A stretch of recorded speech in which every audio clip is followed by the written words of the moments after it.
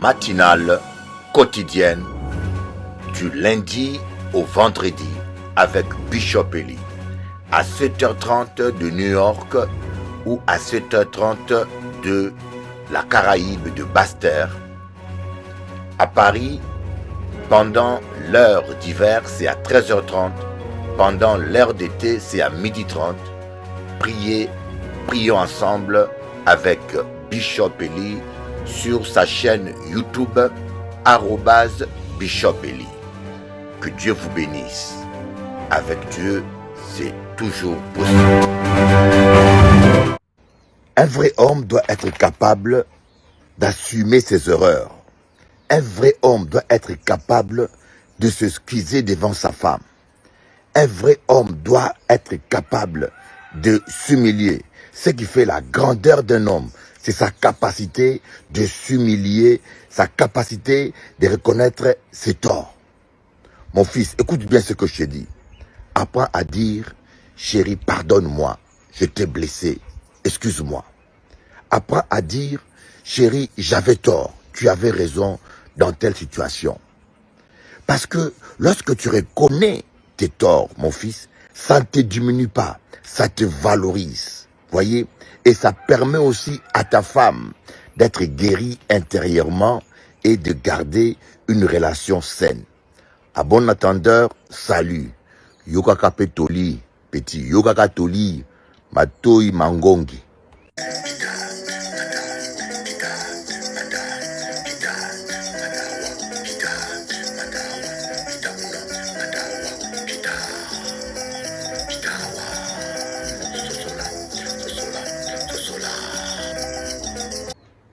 Pourquoi épouser une femme qui a connu trop d'hommes au lit est très problématique? Parce qu'il a plusieurs expériences. Quand tu épouses une femme qui ne connaît pas d'autres hommes, elle ne peut pas te comparer à quelqu'un d'autre. Elle va s'adapter à ta durée et à tes performances. Mais quand tu vas épouser une femme qui n'a pas été restaurée, parce que on peut avoir connu plusieurs hommes, mais on a pris le temps d'une restauration émotionnelle. Mais quand tu as une femme qui n'a pas été restaurée, qui garde les cadences de son passé, si son ex était une gorille qui faisait 2 heures non-stop, et toi tu ne peux faire que 30 minutes, tu es foutu, hein? Il faut prendre des Viagra, des fortifiants. Tu vas mourir, tu vas piquer une crise cardiaque. Attention à toi, jeune homme. C'est un avertissement. Écoute ceci, mon fils. Une femme est un être très émotif. Elle pleure facilement. Elle est très sensible. Elle craque facilement. Mais tu peux utiliser son côté émotif pour accroître l'amour entre vous deux, comme tu peux mal utiliser son émotivité pour te faire détester et te faire haïr. Tout dépend de toi. Sème le câlin, sème l'attention, elle t'aimera de plus en plus. Sème l'indifférence, la méchanceté des blessures, elle va te détester comme un serpent. Tout dépend de toi. C'est à toi de jouer.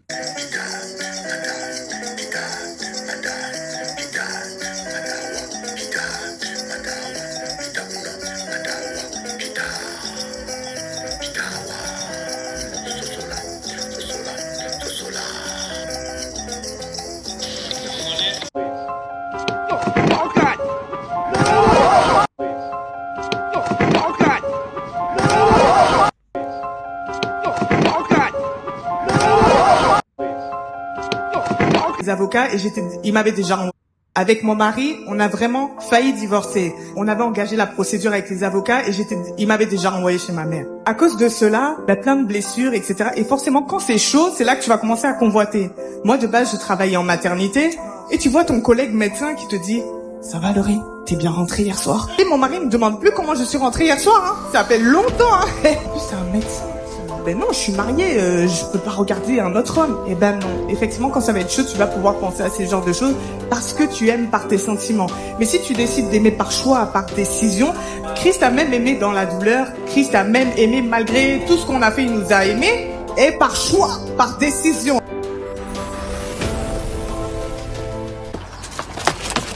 Đúng rồi đó, cái đồ ai da. Ta đúng mà, ta quẩy. Đúng rồi đó, cái đồ ai da. Ta đúng mà, ta quẩy.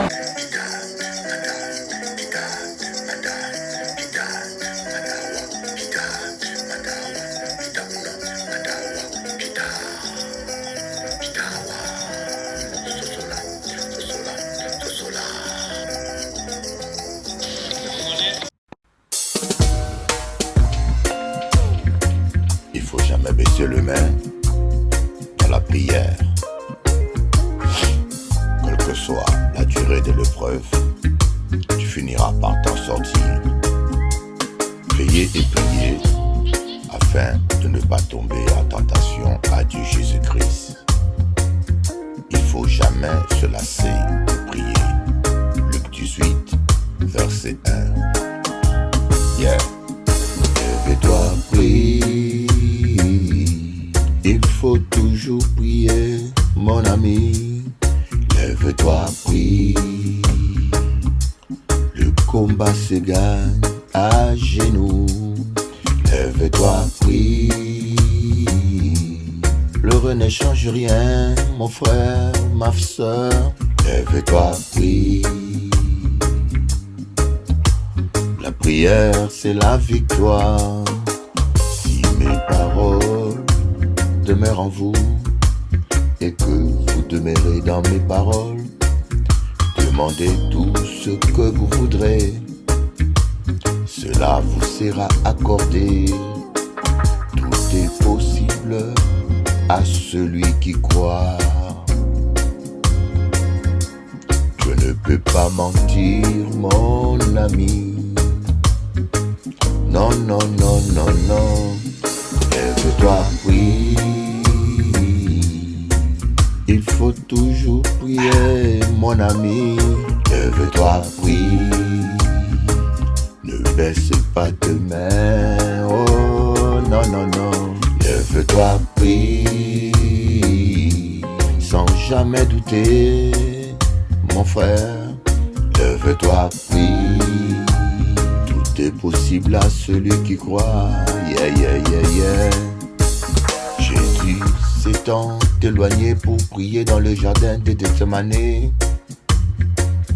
Il s'étonna de voir que les disciples dormaient. Il leur dit, l'esprit est bien disposé, mais la chair est faible.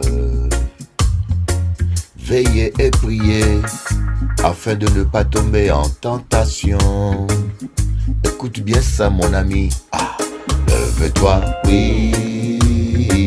Pourquoi dors-tu, Jonas? Lève-toi, invoque ton Dieu. Lève-toi, prie. Parler ne change rien. Critiquer ne change rien, non, non. Bonjour, chers amis téléspectateurs. Aka dit bonjour ou bonsoir, dépendamment de votre fuseau horaire, parce que je sais que l'émission est suivie partout. Alors aujourd'hui, je voudrais partager avec vous un sujet qui me tient à cœur, la sanctification. Le Saint-Esprit nous sanctifie. Et nous-mêmes, nous devons nous sanctifier. C'est quoi la sanctification? La sanctification, la sanctification marche de pair avec la consécration. Consécration, c'est se réserver pour Dieu, se mettre à la disposition de Dieu.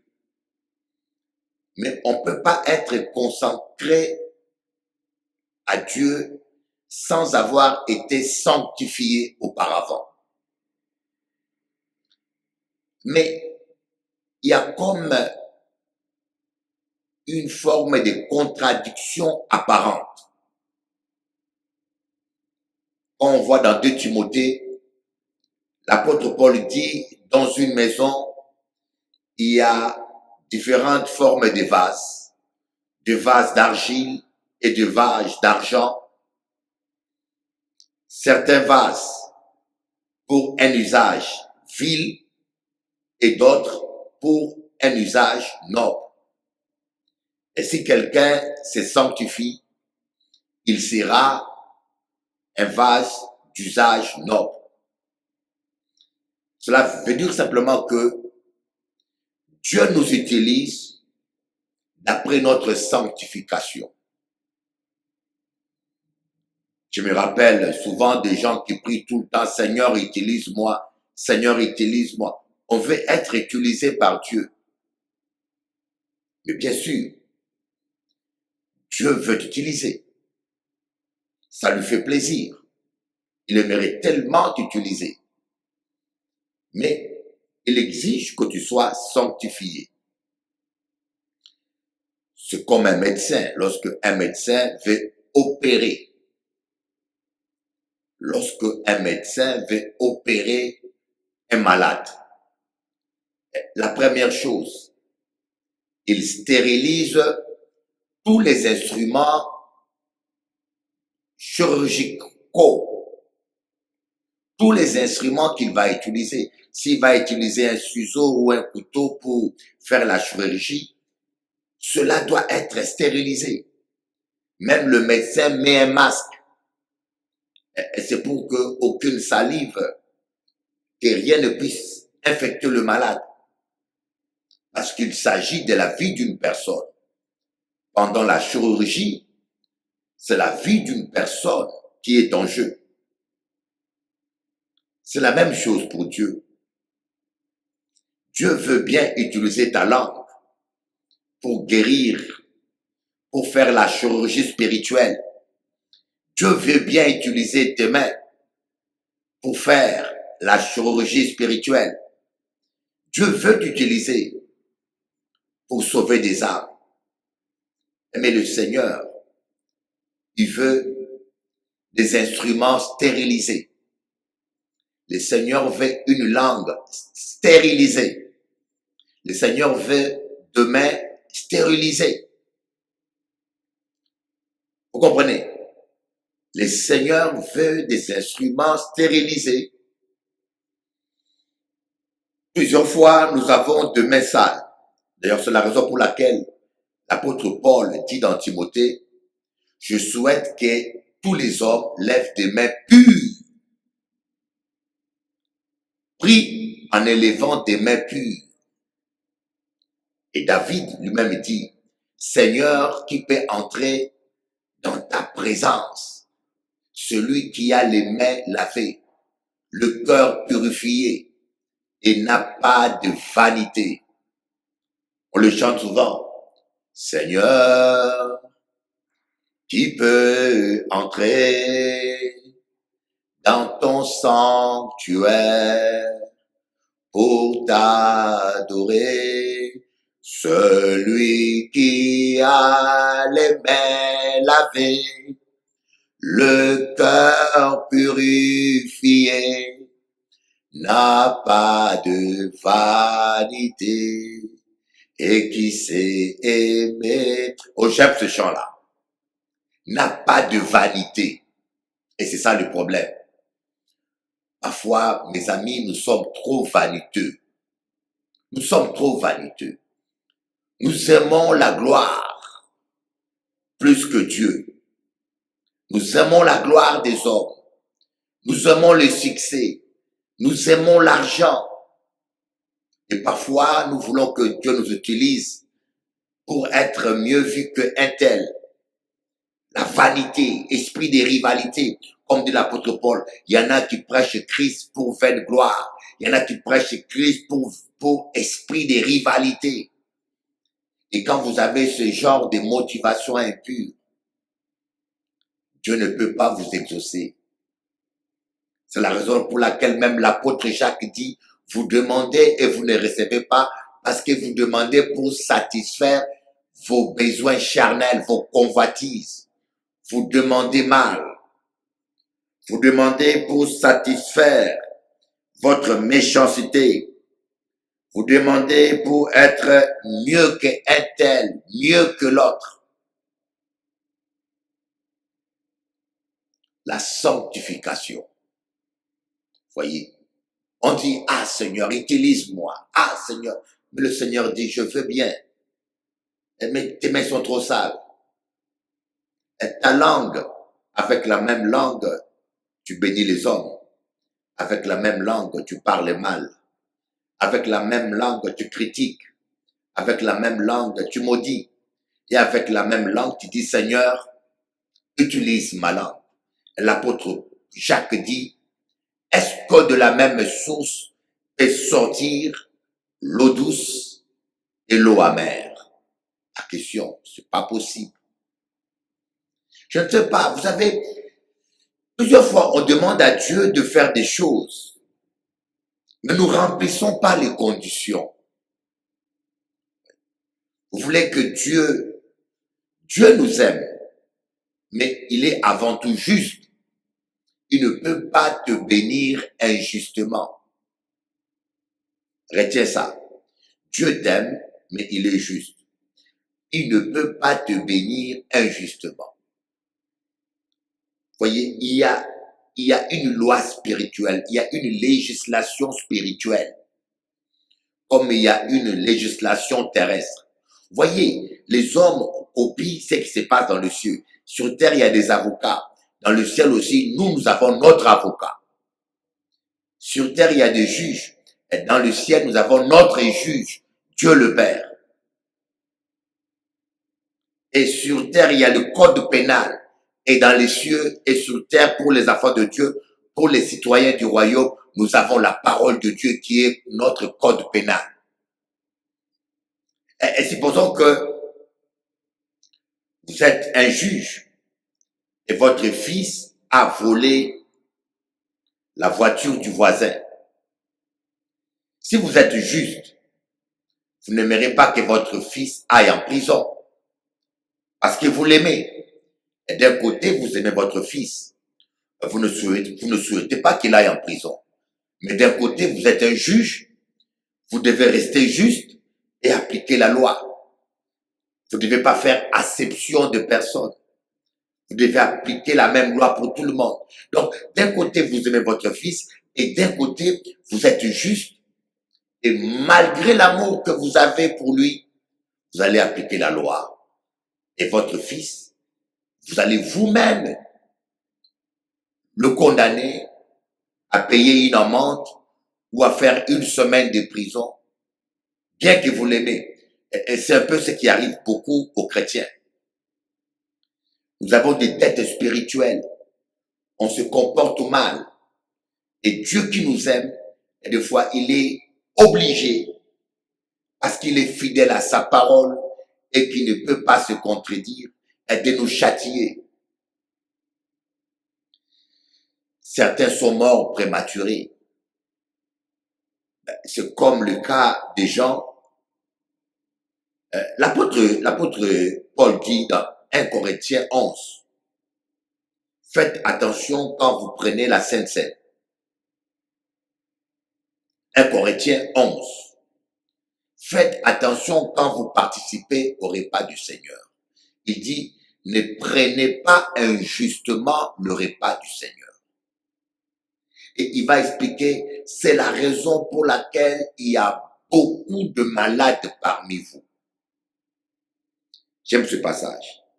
Et que un grand nombre sont morts. C'est terrible, hein? On va lire cela dans 1 Corinthiens. Ce sont des passages que les chrétiens n'aiment pas lire, hein?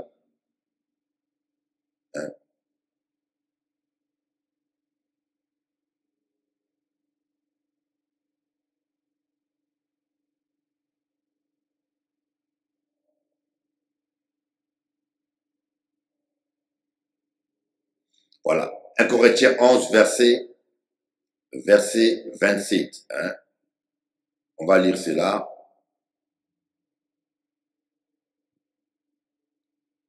Il dit quoi ici? C'est pourquoi celui qui mange ce pain ou boit la coupe du Seigneur indignement sera coupable envers le corps et le sang du Seigneur. Que chacun donc s'examine lui-même et qu'ainsi il mange du pain et boive de la coupe. Car celui qui mange et boit indignement sans discerner le corps du Seigneur mange et boit un jugement contre lui-même. Écoutez bien. C'est pour cela, le verset 30, c'est pour cela qu'il y a parmi vous beaucoup d'infirmes et des malades, et que plusieurs sont morts. Ah, je ne sais pas, ces versets, on ne lit, beaucoup de gens n'aiment pas ça.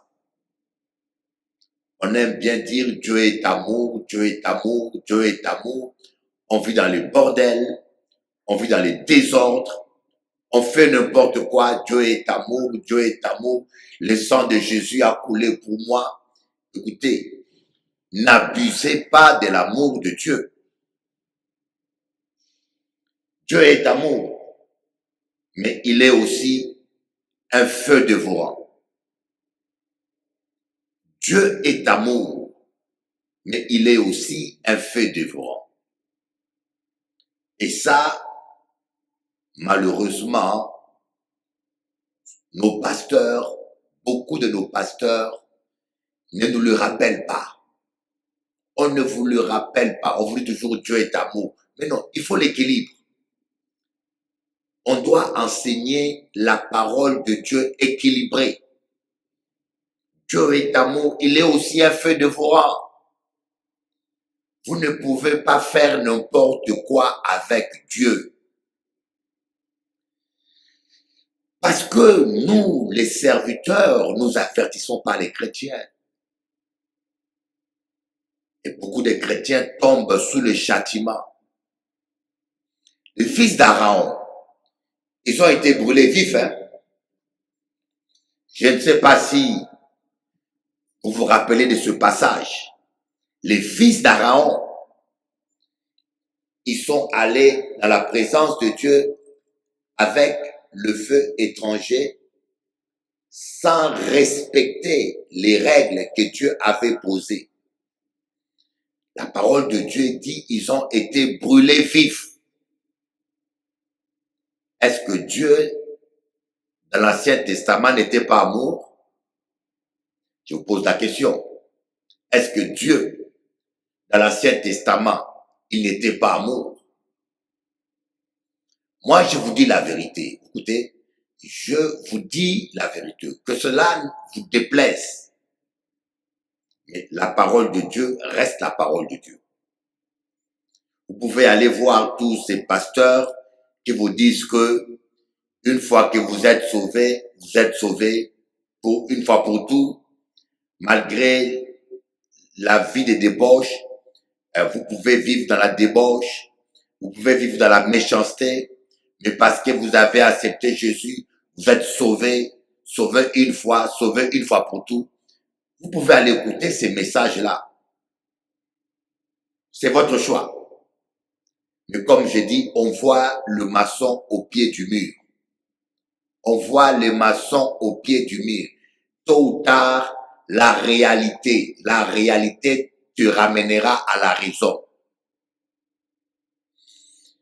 L'apôtre Paul dit dans sa parole, c'est pour cela qu'il y a parmi vous beaucoup d'infirmes et des malades, et que plusieurs sont morts. Vous savez, c'est le seul passage dans la Bible qui justifie la maladie parmi les chrétiens. Montre-moi un autre passage. Montre-moi un autre passage dans le Nouveau Testament. Et d'ailleurs, même dans l'Ancien Testament, vous allez voir les vipères mordaient les enfants d'Israël. Ils mouraient toujours suite à une obéissance, toujours suite au péché. Voilà pourquoi dans Proverbe 3, on dit, éloigne-toi du mal. Ça sera la santé, ça sera la santé pour tes os et un rafraîchissement, la santé pour tes muscles et un rafraîchissement pour tes os. Éloigne-toi du mal. Mais qu'est-ce que nous constatons? Depuis la chair, même les pasteurs qui nous prêchent sont dans le bordel. Et pasteur, toi qui m'écoutes là, regarde-moi en face. Je parle au pasteur, toi là, qui prêches la sainteté à la chair. Écoute-moi bien, on ne se moque pas de Dieu. Ce que tu sèmes là, personne ne connaît ta vie cachée. Personne ne connaît ma vie cachée. Chaque personne connaît sa vie. Écoutez-moi bien, vous pouvez fouiller quelqu'un, filer quelqu'un, mais la vie d'une personne, vous ne le saurez jamais. Voyez, comme je dis à un homme, une femme qui veut te tromper le fera toujours. Ça vaut pas la peine de la surveiller. Un homme qui veut te tromper le fera toujours. Tu peux le surveiller comme tu veux. Tu vas déposer ton mari au travail. Tu rentres à la maison. Il reste au travail. Il peut prendre la journée. Il peut prendre la matinée avec son patron. Il éteint son portable, il va ailleurs. Tu ne peux pas contrôler. Tu ne peux pas, c'est impossible de contrôler quelqu'un à 100%. De même, même un pasteur, même un chrétien, on vient tous à l'église. Chacun connaît sa vie. Toi-même, tu connais quelle vie tu mènes. Tu connais quelle vie tu mènes. Voilà pourquoi vous voyez aujourd'hui un pasteur qui meurt dans les toilettes. Il y a un pasteur congolais à Paris qui est allé faire popo. Il est mort dans les toilettes. On m'a dit, Bishop Eli, il y a un certain pasteur, tu le connaissais quand il était petit, il venait à l'église, va aller le voir, il y a deuil à Paris, il faut venir honorer sa mémoire. J'ai dit, mais il est mort comment? On m'a dit, il est mort dans les toilettes, pardonnez-moi les mots, dans les chiottes. J'ai dit, ah bon? Vous voulez que moi, je vienne dans le deuil d'un homme qui a piqué une crise cardiaque dans les toilettes? Hein? Un prétendu pasteur qui pique une crise cardiaque dans les toilettes. Vous voulez que moi, j'aille honorer sa mémoire? Je leur ai dit, je ne viendrai pas. Débrouillez-vous, moquez-vous tous de Dieu. Des fois, Dieu frappe les gens. Un homme de Dieu, il meurt dans les toilettes. Hein? Et vous voulez me faire comprendre que c'est un homme de Dieu. Moi, je ne crois pas à ces choses. Je ne crois pas que un homme de Dieu doit mourir. C'est comme ce fameux prédicateur. Je ne suis pas là pour juger. Je ne suis pas là pour condamner. Mais aujourd'hui, les gens sont devenus tellement aveugles, même quand le jugement de Dieu tombe. Voyez, Ananias et Sophira seraient morts aujourd'hui. Vous aurez toujours des pasteurs qui vont dire que son âme repose en paix. Dieu a pris sa servante, Dieu a pris son serviteur. Voyez, Ananias et Sophira seraient morts aujourd'hui dans l'église, devant l'apôtre Pierre, avec tous ces farfelus pasteurs que nous avons aujourd'hui.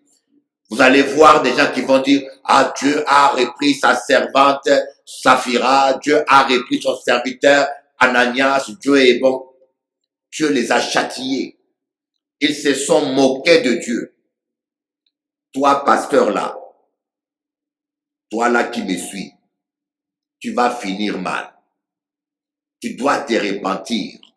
Tu vas finir mal. Voilà. Comme je disais, il y avait un grand homme de Dieu aux États-Unis. Il prêchait partout. Il était tellement béni, tellement riche. Il a pris un avion avec sa femme. Il a laissé les enfants aux États-Unis. Il a pris, je crois, 7 pasteurs assistants. Ces pasteurs assistants. Ils sont allés à Bahamas. L'avion a fait un crash. L'avion est tombé dans la piste de l'aéroport. L'avion les a brûlés vivants. Tout le monde était choqué. Et les gens disent, ah, le Seigneur a pris son serviteur. Ah, je dis, mais arrêtez-moi ça, arrêtez-moi ça, ce n'est pas le Dieu que moi je prie. Moi, je ne mourrai pas brûlé. Si Bishop Eli meurt dans un avion brûlé, dites-vous que Bishop Eli était dans le péché. Voyez? Et non, tant que je suis dans le Seigneur, je ne pense pas que le Saint-Esprit qui est en moi va me laisser entrer. Hein? Dieu me montre l'avenir. Hein? Dieu me montre l'avenir. Dieu prophétise pour tout le monde. Dieu parle pour tout le monde. Et à moi, Dieu me dit rien. Je vais prendre l'avion et l'avion brûle. C'est comme le prophète Joshua. Le prophète Joshua. Moi, j'étais choqué. Je vous dis, moi, j'étais choqué. Vous savez, les gens sont tellement incrédules. Dieu peut donner un don à quelqu'un. Dieu peut donner un don à quelqu'un. Le don sont des faveurs imméritées. Mais cela ne garantit pas que la personne vit dans la sainteté. Cela ne veut pas dire que vous devez dire Amen à tout ce qu'enseigne la personne. Je répète, Dieu peut donner un don de miracle puissant, un don de guérison puissant. Mais cela ne veut pas dire que vous devez gouroutiser la personne, adorer la personne ou dire Amen à tout ce que la personne dit, ou bien cela ne garantit pas la sainteté de la personne. Et sinon, la Bible dit que Dieu ne se répand pas de ses dons. Satan lui-même, les dons qu'il a, il a reçu de qui? De Dieu. Maintenant, il est en rébellion. Mais il a toujours les dons que Dieu lui avait donnés. C'est avec ça qu'il veut séduire les gens. C'est comme le prophète Joshua. J'ai vu la vidéo sur sa vie. J'ai vu au moins 13 témoins de jeunes filles qu'il a abusées. Ah, j'ai eu mal à la tête. J'ai eu mal à la tête. Je vous dis, j'ai eu mal à la tête. Horrible. Mes amis, ne faites pas confiance. Ne vous appuyez pas sur un homme. Et je vous l'ai dit, même pas sur moi. Ne vous appuyez pas sur un homme, même pas sur moi. Moi, priez pour moi. Je suis un petit pasteur. Je suis un petit serviteur.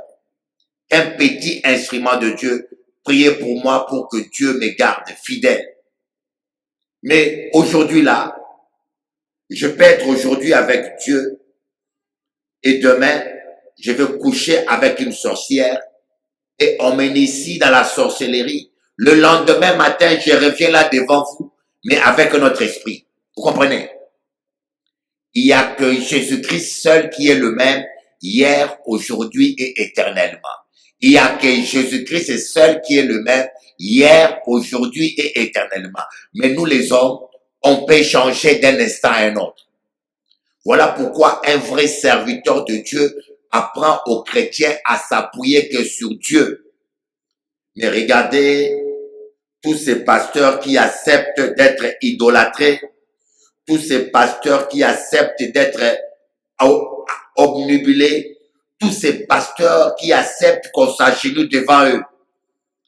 Les pasteurs qui acceptent qu'on s'agenouille devant eux, ils ont un problème. Le culte de la personnalité. Tu ne peux pas être rempli du Saint-Esprit et tolérer le culte de la personnalité. Vous comprenez? Ça ne vient pas de Dieu. Adorer une personne, s'agenouiller devant un être humain. Le Saint-Père ou le Bishop, on se met à genoux. J'ai vu une vidéo en Afrique où un pasteur qui vient, les papas se mettent à genoux. Il ne faut pas accepter ces choses. Ça, c'est diabolique. C'est de l'idolâtrie. Un homme reste un homme. On s'agenouille que devant Dieu le Père. Voyez, lorsque Jean s'est agenouillé devant l'ange qui était venu envoyé par Jésus-Christ dans l'Apocalypse à l'île de Patmos, l'ange lui a dit, ne t'agenouille pas devant moi. Adore Dieu. Mais aujourd'hui, on s'agenouille devant des pasteurs. On s'agenouille devant des bishops. Ne vous appuyez pas sur un homme. Moi, voyez, Jean-Baptiste a dit, voici l'agneau de Dieu qui ôte le péché du monde. Moi, je vous présente Jésus. Moi, je suis rien. Écoutez ce que je prêche. Si elle est conforme à la parole de Dieu, pratiquez-la. Si demain je prêche autre chose que la parole, ne m'écoutez pas. L'apôtre Paul dit, si un ange descendait du ciel, ou si nous-mêmes, nous vous apportons une autre évangile que celle que nous vous l'avons annoncée, qu'il soit anathème. Si un ange de Dieu, ou si nous-mêmes, on vous apporte un autre évangile que celle qu'on vous prêche là, qu'on soit anathème. Voyez? Ne vous appuyez pas sur, voyez, quand j'ai vu la vidéo du prophète Joshua, j'avais mal à la tête. J'ai dit, wow, wow, wow, my God, wow, c'est pas possible. Oh là là là là là là là là. Je vous dis, jusqu'aujourd'hui, je suis choqué. Les gens m'ont dit, ah, c'est les mensonges, mais arrêtez d'être stupide. CNN ne va pas mentir, hein. BBC, une télévision française, américaine, anglaise, officielle. Vous pensez qu'ils vont faire une émission avec des témoignages mensongers? S'ils ont fait ça, c'est parce que c'est vrai. Et l'église de Tibi Joshua n'a même pas porté plainte. Si c'était faux, pourquoi ils n'ont pas porté plainte alors? Si on marche sur moi, je porte plainte pour diffamation. Voyez, et même les francs-maçons, quand on dit tel pasteur est franc-maçon, s'il ne porte pas plainte, c'est parce que c'est vrai. Parce que s'il porte plainte, la justice va se mêler et la justice va aller interroger le registre des francs-maçons. Il verra son nom et la justice va confirmer qu'il est franc-maçon. Voilà pourquoi tous les pasteurs qui sont francs-maçons, quand on les accuse, on les dénonce qui sont francs-maçons publiquement sur les réseaux, ils ne portent pas plainte. Ils ne peuvent pas porter plainte parce que c'est la vérité. Moi, si tu dis mon nom que je suis franc-maçon, je porte plainte et je sais que c'est pas la vérité. Mais si je ne porte pas plainte, c'est parce que je sais que c'est la vérité. Et si je porte plainte, la justice va vérifier et va confirmer la vérité. Incroyable. Un homme qui fait des miracles, mais qui abuse des jeunes filles. Et le monsieur dit à sa servante, cherche-moi des vierges, beaucoup de vierges. Aïe. Aïe Jésus, non. Moi je comprends les païens. Je comprends les païens. Vous savez, quand un païen dit, je viens pas dans les églises, il faut pas les condamner. Ou même quand certains chrétiens restent dans leur maison. Ce n'est pas bon, hein. Mais il ne faut pas les condamner. Moi, je les comprends. Il faut leur dire qu'il y a encore quelques bons pasteurs. Ils ne sont pas tous faux. Il y a encore quelques prophètes Élie. Dieu a dit à Élie, je me suis réservé 400 prophètes qui n'ont pas plié les genoux devant Baal. Élie croyait être le seul. Hein. Mais Dieu lui a dit, non, il y a encore 400. Dis à tous les païens, il y a encore quelques bonnes églises. Il y a encore des bons pasteurs qui craignent Dieu. Mais n'allez pas n'importe où. Ne mettez pas votre pied quelque part parce que les gens tombent. N'allez pas quelque part parce qu'il y a une délivrance. Les jeunes filles anglaises, des blanches, ils sont allés habiter chez Tibi Joshua au Nigeria, Lagos, parce qu'ils ont vu des miracles. elles ont été abusées. Elles ont été abusées. Elles ont été abusées par ce soi-disant homme de Dieu. Et voyez comment il est mort.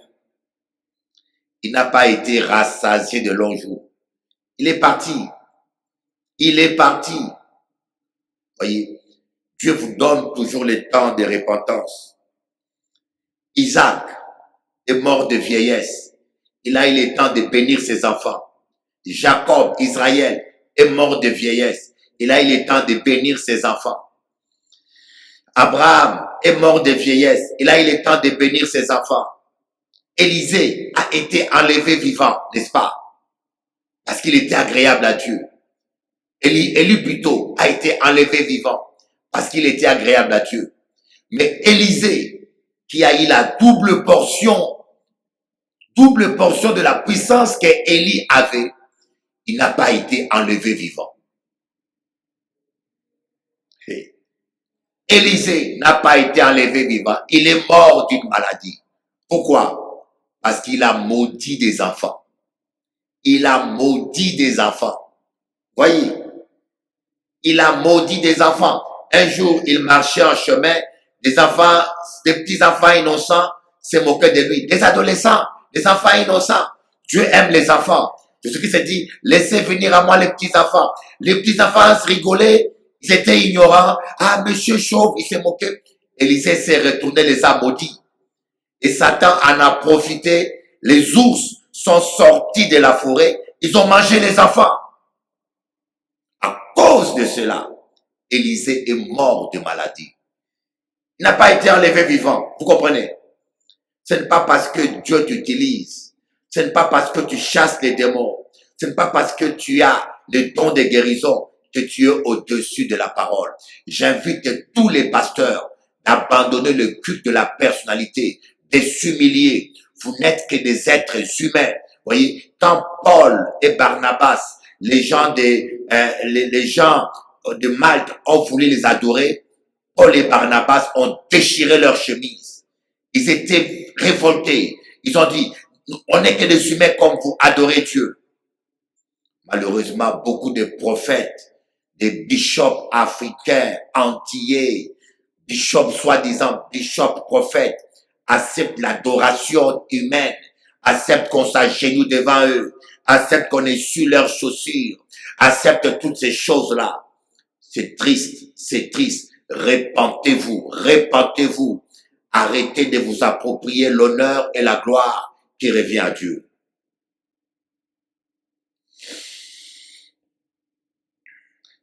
Et ce que je prêche, ça ne plaira pas à tous ces gens. Surtout en Afrique. En Afrique, à cause de notre culture, africains et indiens, nous avons tendance à adorer les êtres humains.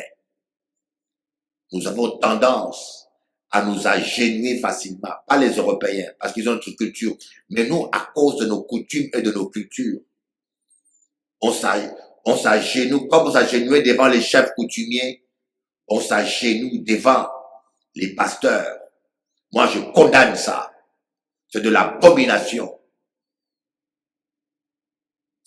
C'est triste.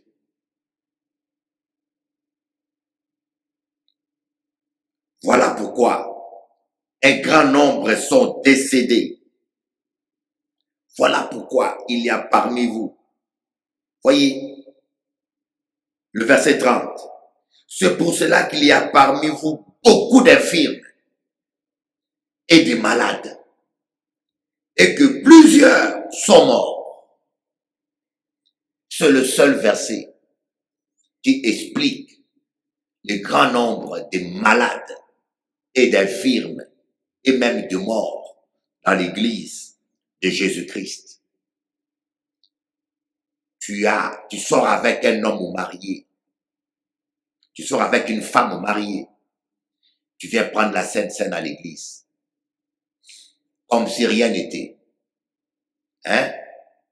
Tu crois que, vous savez, tu finiras par le payer, mon ami. Tu finiras par le payer. Tu prêches la parole. Tu chantes dans la chorale. tu sors avec une femme mariée. Il y a encore certains hommes. Moi, je dis, le mariage est un contrat. Le mariage est un contrat. Vous voyez, le mariage est un contrat. La Bible dit clairement, tu ne convoiteras pas la femme de ton prochain. La Bible dit, un homme qui tombe avec une femme célibataire, c'est la femme de personne. La Bible dit, tu dois payer la dot, tu dois la marier. C'est écrit dans Lévitique. Lorsque un homme séduit une vierge et couche avec, il doit payer la dot et la marier. Parce que tu as déjà scellé l'acte. Tu as déjà scellé l'acte. Tu êtes déjà devenu une seule chair. C'est dans la Bible. Celui qui couche avec une prostituée devient une seule chair avec une prostituée. Un homme. Dans l'Ancien Testament, marié ou pas. Un homme marié ou pas. Dans l'Ancien Testament, tu rencontres une femme célibataire, tu la séduis, tu dois la marier. Bon, maintenant, toi, tu es un homme, tu vois une femme mariée, comme un pasteur ici en Guadeloupe. Un pasteur ici en Guadeloupe, très connu. Il va aller sortir avec la femme de son ancien. Je ne condamne pas le pasteur, hein. Je ne suis pas juge. C'est Dieu qui va le juger. Mais je condamne son comportement. Je le répète, je condamne son comportement, mais pas la personne. La personne, Dieu va le juger.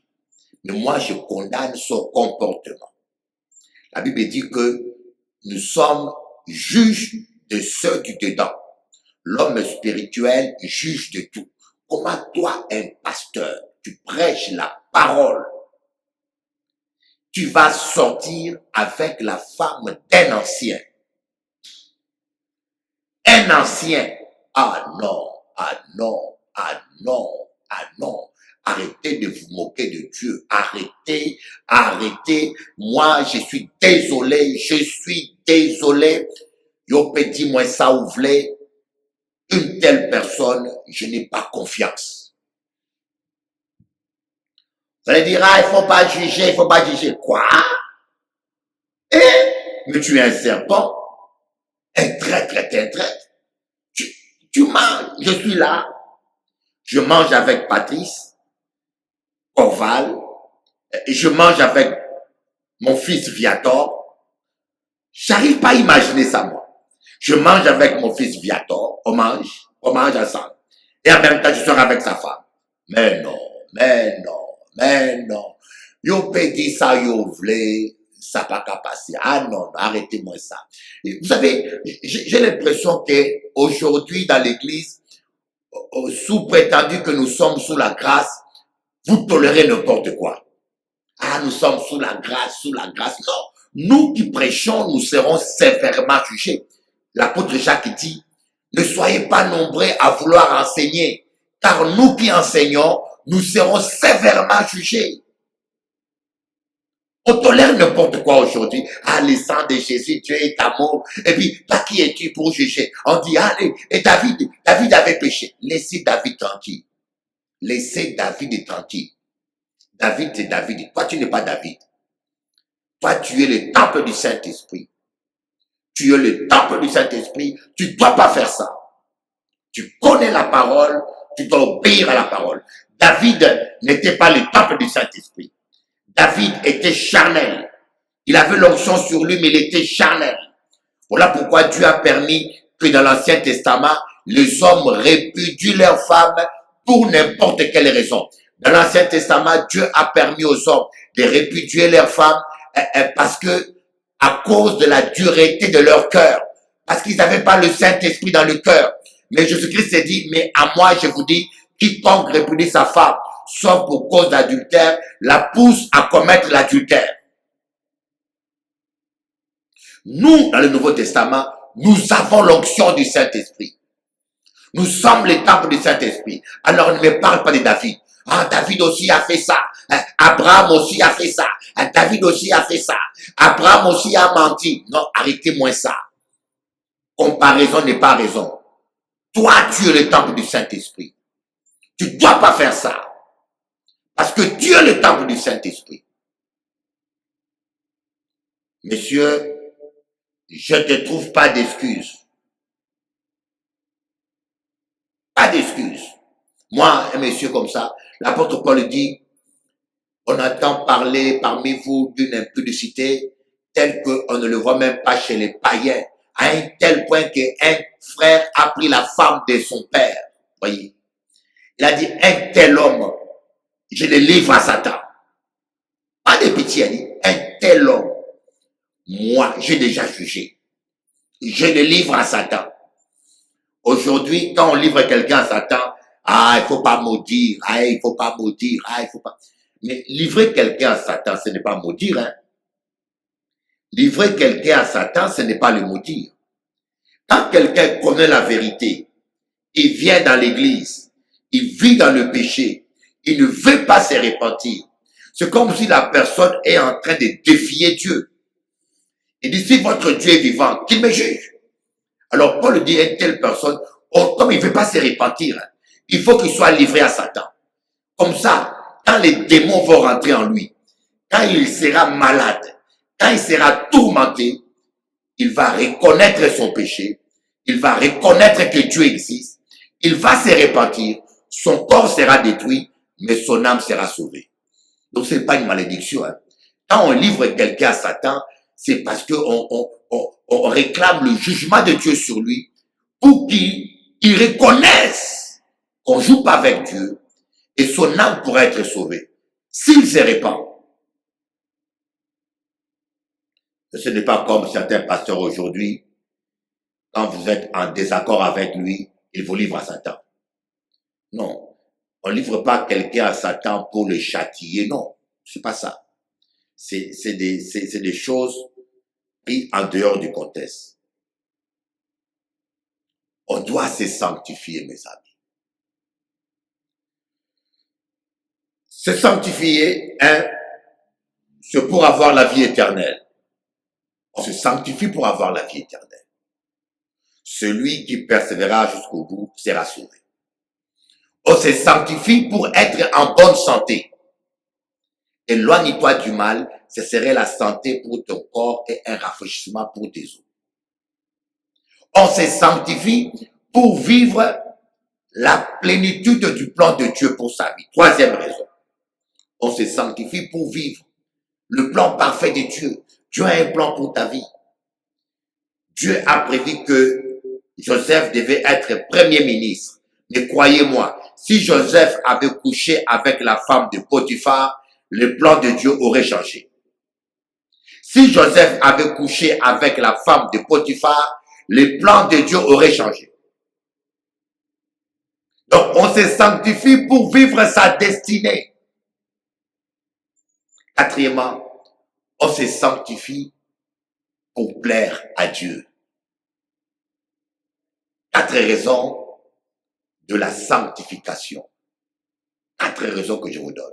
On se sanctifie pour le salut, on se sanctifie pour la santé, on se sanctifie pour vivre sa destinée, on se sanctifie pour plaire à quelqu'un qu'on aime.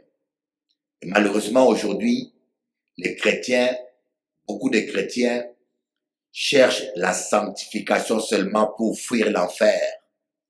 Et voilà pourquoi Jean-Baptiste a dit aux scribes et aux pharisiens, race de vipères, qui vous a appris à fuir la colère à venir, produisez le fruit digne de la repentance. Beaucoup de gens se sanctifient seulement pour aller au ciel. Ils veulent fuir l'enfer.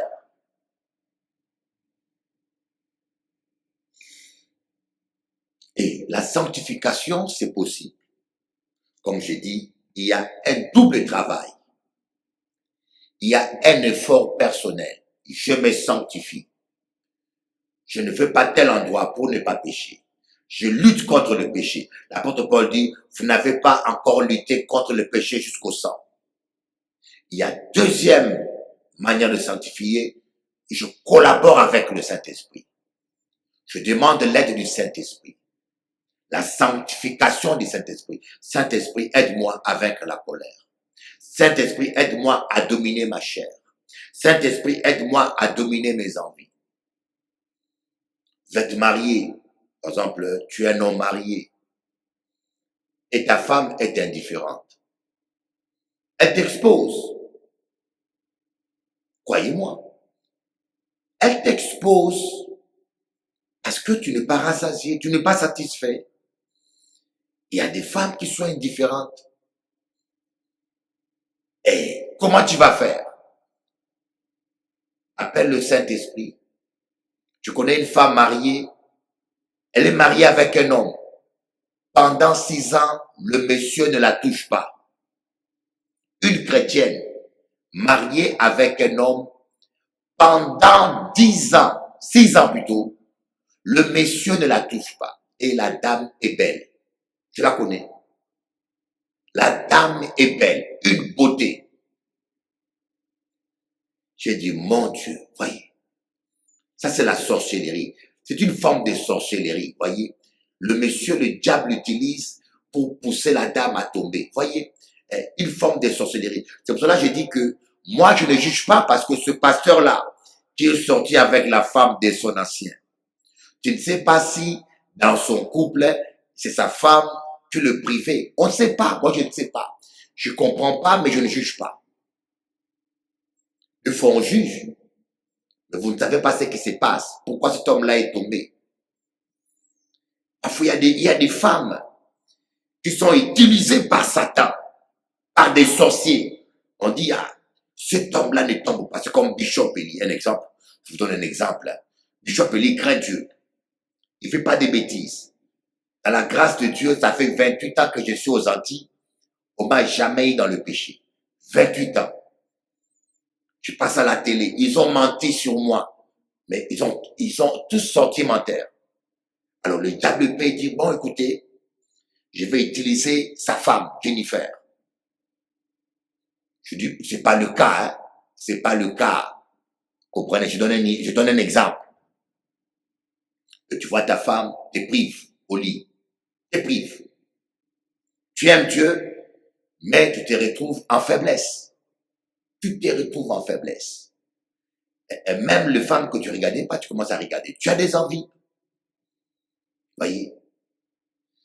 C'est comme ça que certains hommes vont regarder des films X. Certains hommes vont regarder des films X. Des pasteurs, je vous dis, qui regardent des films et je connais des pasteurs qui font ça. Certains hommes vont se faire plaisir avec leurs mains. Je parle en parabole. Hein. Ils vont se faire plaisir avec leurs mains. Des hommes de Dieu. Pourquoi? Parce que cette femme-là ne fait pas son devoir.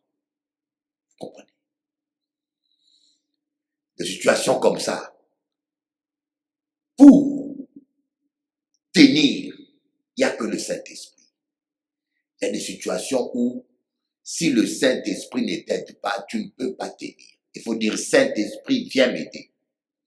Saint-Esprit de Dieu, viens m'aider. Saint-Esprit, il n'y a que le Saint-Esprit. Même pour pardonner. Il y a des situations où, humainement, tu ne peux pas pardonner. C'est pas possible. Ah ben oui. Comment pardonner à quelqu'un qui t'a violé? Comment pardonner? Il y a des situations qui sont tellement compliquées. Si Dieu ne t'aide pas, tu ne pourras pas. Tu as besoin que Dieu t'aide pour pardonner. Mais qu'est-ce que nous faisons? Nous n'appelons pas le Saint-Esprit. Le Saint-Esprit est là pour t'aider à pardonner. Il n'est pas là seulement pour chasser les démons. Il n'est pas là seulement pour guérir.